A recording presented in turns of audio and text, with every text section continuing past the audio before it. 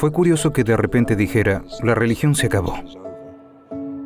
Y ahora reside en las artes. O sea que la información y la vida espiritual estará ahora en las artes visuales y musicales. Creo que es muy peligroso para un artista llenar las expectativas de otras personas. Creo que por lo general, cuando hacen eso, realizan su peor trabajo. Quizá tengamos que existir y vivir con la idea de que solo tenemos un día a la vez. Si pudiéramos hacerlo, estaríamos haciendo algo realmente grande. Creo que lo que Internet le hará a la sociedad, tanto bueno como malo, será algo inimaginable.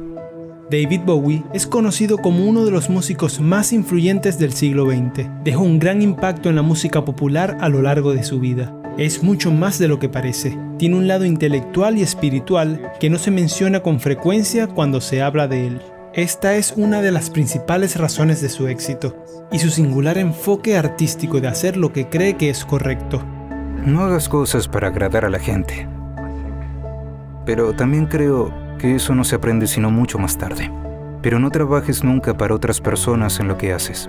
Recuerda siempre que empezaste a trabajar porque dentro de ti había algo que sentías, que si lograbas manifestarlo de alguna manera, entenderías más sobre ti mismo y sobre cómo coexistes con el resto de la sociedad. Es muy peligroso para un artista tratar de cumplir las expectativas de los demás. Creo que, por lo general, cuando lo hace, realiza su peor trabajo. Me he acostumbrado a que no se puede complacer a todos todo el tiempo.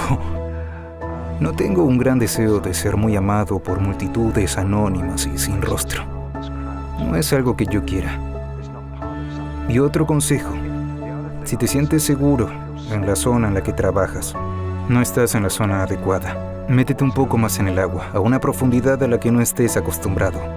Ve un poco más hondo, y cuando no estés tocando fondo, estarás en el lugar adecuado para hacer algo interesante. Otra visión curiosa que tiene David es la idea de que los puntos de vista artísticos son disfuncionalidades. Más que llevar un estilo de vida estable y sostenible, ser artista es dar un paso hacia lo desconocido, eliminando las reglas estereotipadas de la sociedad. A menudo me pregunto si ser artista de cualquier tipo, de cualquier naturaleza, es prueba de tener algún tipo de trastorno, una disfuncionalidad social. Es extraordinario querer hacerlo, querer expresarse en términos poco comunes. Creo que querer hacerlo es una especie de locura. Para mí, el enfoque más sensato y racional de la vida es sobrevivir con tenacidad y crear un hogar protector y un entorno cálido y amoroso para la propia familia en el que puedas alimentarlos. De eso se trata. Todo lo demás es adicional. La cultura es algo adicional. Supongo que la cultura es un regalo. Es algo que solo necesitamos alimentarnos. No necesitamos platos de un cierto color o sillas de cierta altura o nada más. Es decir, cualquiera nos serviría, pero tenemos 1000 tipos de sillas y 15 tipos de platos diferentes. Es innecesario y es una señal de la parte irracional del ser humano, creo. Una de las citas de David más fascinantes es: la religión es para los que temen ir al infierno, la espiritualidad es para quienes han estado allí. Parece reflejar sus conocimientos espirituales y sus estudios sobre el budismo. Cuando tenía unos 18 años, estudié durante 2 o 3 años el budismo tibetano. Mi maestro, Chimi Yongdong Rinpoche, acababa de llegar del Tíbet, donde tenía sus seguidores. Lamentablemente, la mayoría de ellos fueron fusilados por los chinos cuando trataban de escapar hacia la India. Aunque tenía unos 2000 seguidores, le quedaron solo 50 o 60, porque les disparaban desde los helicópteros. Afortunadamente, él logró escapar con vida y trató de que yo tuviera una opinión informada sobre el budismo. Yo no diría que yo era un buen budista. Al final me recomendó que me dedicara a la música y no que me cortara el pelo y me convirtiera en lama. Pero lo que me dejó fue el sentido de la trascendencia y el cambio, que se convirtieron en aspectos fundamentales de mi vida, de mi forma de enfocarla y de no aferrarme a nada. No creer que hay algo que durará toda la vida eterna. Y eso hace que sea muy fácil dejar las cosas materiales o físicas. Y se vuelve mucho más importante buscar la fuente del propio ser. Y supongo que ese ha sido mi viaje personal. Descubrir dónde está mi riqueza espiritual, dónde está mi vínculo con el orden universal. Y eso puede convertirse en una búsqueda vital. Y creo que eso es, como compositor, en lo que más me involucro probablemente. Era un maestro zen en un templo en Kioto que me gustaba mucho. Fue de lo más curioso. De repente dijo, la religión se acabó y reside en las artes, y que la información, la vida espiritual, se encontraría en las artes visuales y musicales, lo que me pareció un comentario muy sorprendente en un maestro zen de 70 años. No recuerdo el filósofo que a principios de siglo dijo que tenemos que acabar con Dios para poder reinventarlo. Y creo que esto está ocurriendo a finales de este siglo. Tenemos que encontrar el foco de nuestra fuerza religiosa en un área totalmente diferente de las formas antiguas y casi medievales a las que se espera que nos sometamos.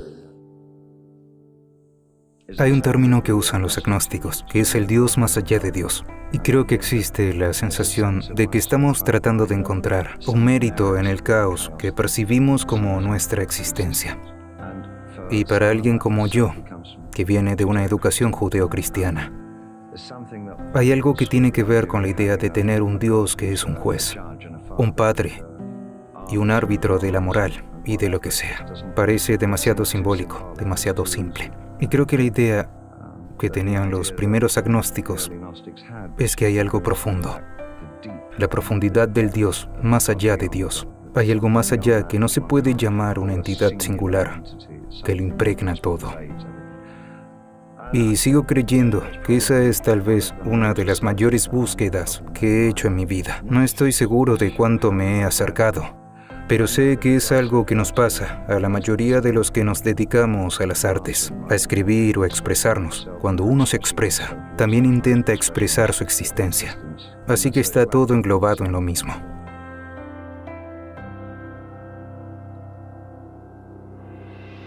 Los conocimientos filosóficos de Bowie se sumaban a una fascinante interpretación del siglo XX, al igual que a una perspectiva única del propósito de la vida. A finales del siglo XIX, la gente estaba crecida, con su propio sentido de la ciencia y las repercusiones de la ilustración, y cómo el hombre podía mejorar el mundo.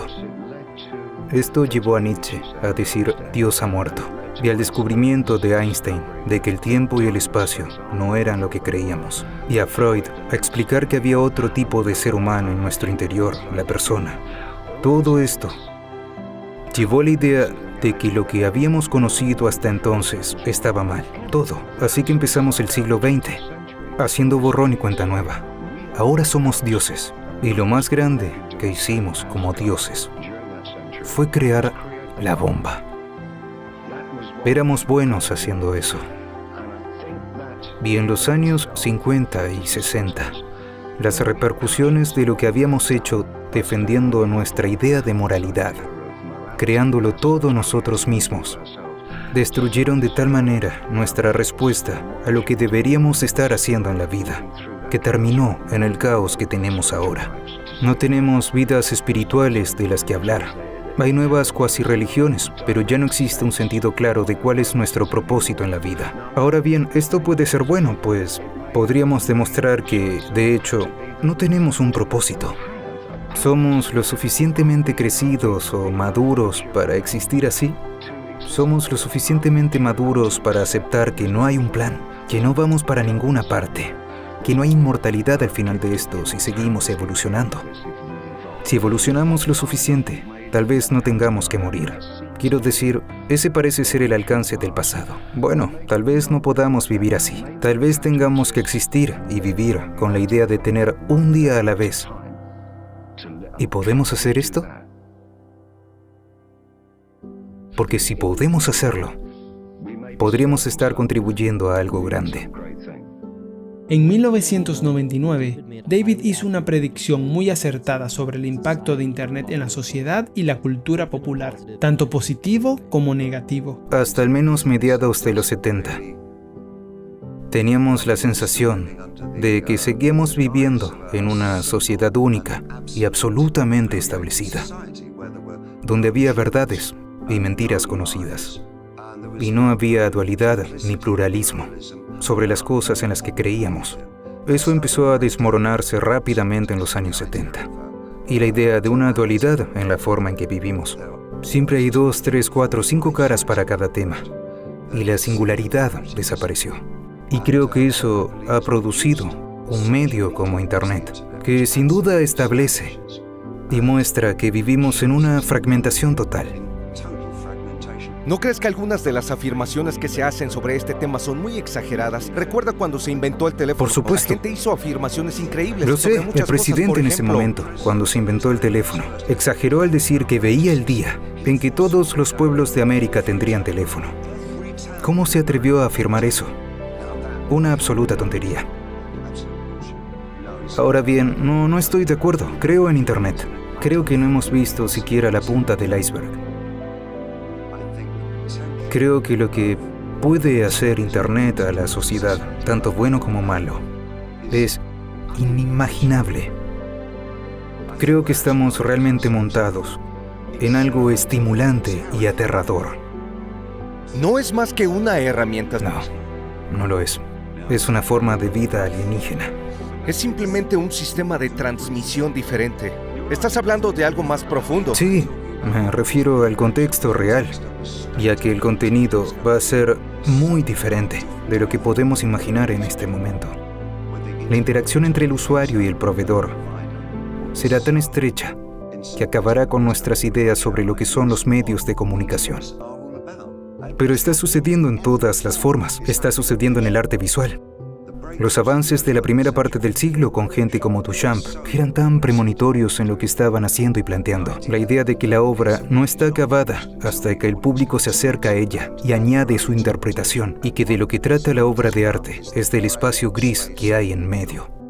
Ese espacio gris en el medio es de lo que va a tratar el siglo XXI. Descansa en paz, David. Tu música y tu intelecto perdurarán más allá de tu muerte.